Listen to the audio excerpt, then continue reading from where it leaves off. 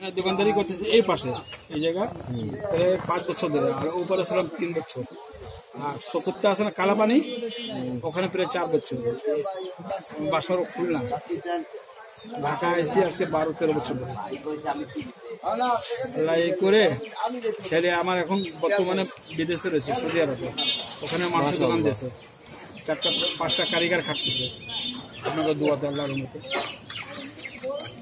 যা কিছু শুনবেন ও সবাই জানে আমার কাছে, আমার ছেলে কোন জায়গা আছে।